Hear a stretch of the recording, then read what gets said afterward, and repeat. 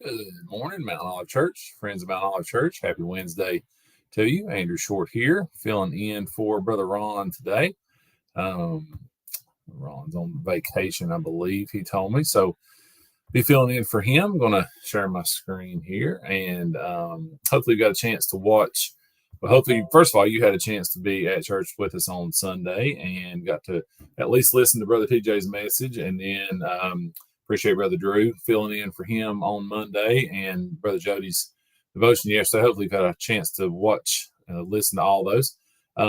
Also, hopefully, if you watched Brother Jody's yesterday, mine is going to be on very much the same thing, same idea, I suppose. Anyway, maybe a little bit different take on it. So, I guess that says how important this one point was, or at least it was to me and Jody. So, Brother TJ was talking about learning about faith, and the second point he made there was to watch. And much like Brother Jody, my take was kind of the same, a little bit different. Mine wasn't from a hunting perspective. I'm too big a chicken to climb in a tree stand, so I definitely don't have any pictures from a tree stand. I wouldn't make it very long up there. But same verse, and we were in Habakkuk chapter 2. And the side note here, if you've not had a chance to join in with us on the Facebook group there, talking about Habakkuk and the questions and the comments and stuff, do that. It's really been a blessing to me, and I think all of us, to hear other people speak about what they're thinking and just read those comments. And it's nice to have our private little group there that we can talk with. So that's just kind of a little side note there for you. So if you've not done that, talk to Brother TJ, Brother Jody, get in on that with us. It's been a joy to do. But so Habakkuk chapter 2, verse 1, he says, I will stand upon my watch. First thing here, he stands upon his watch, right? He's not laid back in a recliner, not paying attention to anything. Brother Jody made the point of, it wouldn't do you any good to be asleep in a tree stand. He's not. I will stand upon my watch. I have this mental image of somebody, standing and looking, gazing out the window. But it says, and set me upon the tower and will watch to see what he will say unto me and what I shall answer when I'm reproved. It gives this visual of somebody that's just ready to go, watching exactly what's going to happen. And so Brother Jody was talking about the tree stand, and Brother TJ talked about the watchman in a tower, looking out and seeing the enemy coming. And so when I was sitting in church, this thought kind of came to me from a football game, or enter in any sport you want. TJ was talking about the eye in the sky there with the basketball practices, and I went to football, even though I'm not necessarily a football guy. I like football, but it's not really my favorite sport. But this kind of hit me. This on the left there, that's my view out the press box at Central High School when I get to do the PA. I'll be doing that here in a few months for Coach Jay. Looking forward to that. But my view from there, and it's so awesome. Like, as cool as your view is at Central High School football game, mine's even better. Unless you're the coaches, I guess, on top of the press box, maybe theirs is a little better. But if you're looking out from above, you can see everything, right?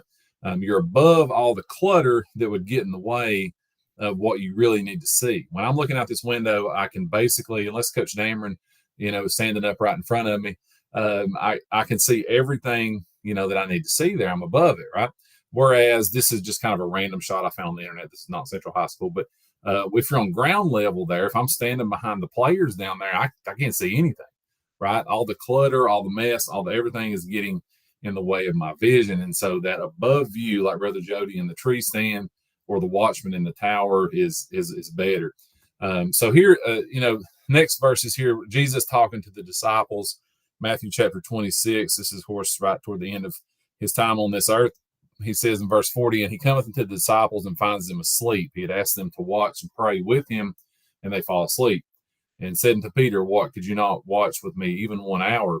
And in verse 41, this is Jesus telling his disciples, if anybody should have had a chance to have this whole deal figured out, it was the disciples, right? But they didn't. In verse 41 here, Jesus says, watch and pray that ye enter not into temptation. Watch and pray. The spirit indeed is willing, but the flesh is weak. So even the disciples that were inches away from Jesus, they still had to watch. They still had to be ready to watch. Their flesh was weak, just like ours is today. That's a reminder, and also maybe a little bit of makes you feel a little bit better about your own self, that they were inches physically from Jesus, and they still needed that reminder to watch. So finishing up here with just 3 quick thoughts I had on watching this. As I'm watching, number one, I want to be above. We've kind of covered that, from the tree stand to the watchtower to the football, being above. And of course, in our own lives, we're not going to climb on top of the house, but it's from an eternal heavenly perspective, right? Above my perspective. Kind of sometimes you get mired in the day-to-day here, and your perspective isn't great because you're worried about something silly, right? I'm 5 minutes late to work, and I'm a mess the rest of the day. That's not a heavenly, eternal heavenly perspective. So number one, above. Look at things with God from above, right? Number two, alone. Now, I don't mean that I'm going to try to do everything on my own, but find time to be alone with God. Watch from being alone with God. Start my morning off having some alone time with God. Find time to get alone with Him. Make that a focus in our lives. I know I can certainly do a lot better job of that. And then number three, of course, number one's above, looking from above. Number two, alone. Number three, always, right? You don't get to take time off. You can't decide, okay, for a week or two here, I'm going to step back, to go back to TJ's first message, and just take a break. No, it has to be always, right? I have to be vigilant. 1 Peter 5:8, there was another verse that TJ and Jody both used, but be vigilant. It's consistency. It's always, it's every single day, every single minute of every day. I have to watch with God's help. I have to watch and keep an eye out for the enemy, both the enemy coming and for blessings coming, and just keep that perspective and that watch from above, and find a long time with God.